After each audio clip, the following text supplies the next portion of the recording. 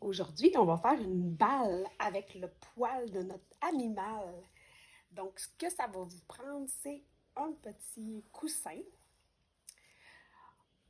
du poil de votre animal. Moi, c'est du poil de chat sibérien, mais vous, ça peut être peu importe le poil que vous avez en main, et une aiguille à feutrer, parce qu'on va faire du feutrage à l'aiguille. Donc, pour commencer, si vous préférez, vous pouvez laver le poil de votre animal dans de l'eau.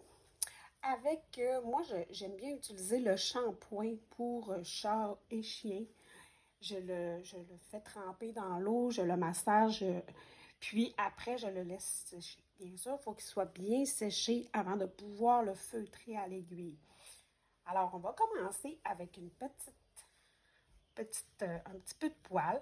L'important, c'est de bien le défaire comme ça pour pouvoir bien le feutrer, le feutrer avec l'aiguille. Alors, on peut même en prendre une plus grosse.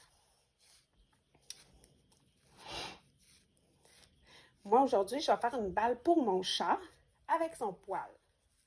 C'est ça qui est vraiment spécial, de pouvoir récupérer le poil de notre animal. Alors, on va aller piquer. On va piquer. Il faut faire attention à nos doigts parce que ça pique vraiment fort. C'est pas agréable. Vous allez voir que l'aiguille va aller enlever l'air du poil.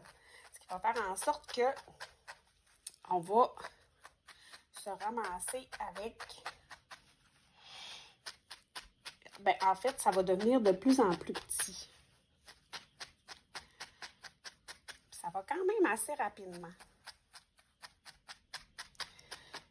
Plus on la pique, plus elle va venir petite, mais aussi elle va elle va devenir plus dure. Donc, ça dépend de qu'est-ce qu'on veut avoir. Si on trouve que, bon, ça c'est trop petit, c'est sûr qu'elle va rapetisser encore. On peut y rajouter du poil, tout dépendant de la grosseur. C'est sûr que pour un chat, ça peut être petit, mais pour un chien, c'est peut-être préférable que ça soit un peu plus gros.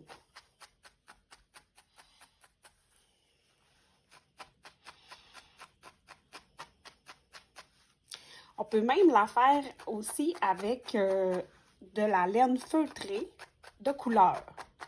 Donc, si on n'a pas d'animal, mais qu'on veut s'en faire une balle pour, par exemple, le chat de notre mère, ben, c'est possible de prendre de la laine feutrée de couleur et d'aller faire la même chose avec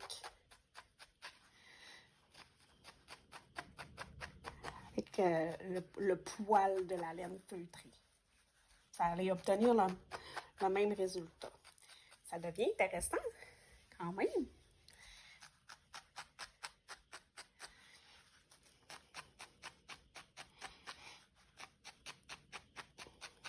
Donc, plus on va aller... Puis, on peut lui faire prendre la forme qu'on veut.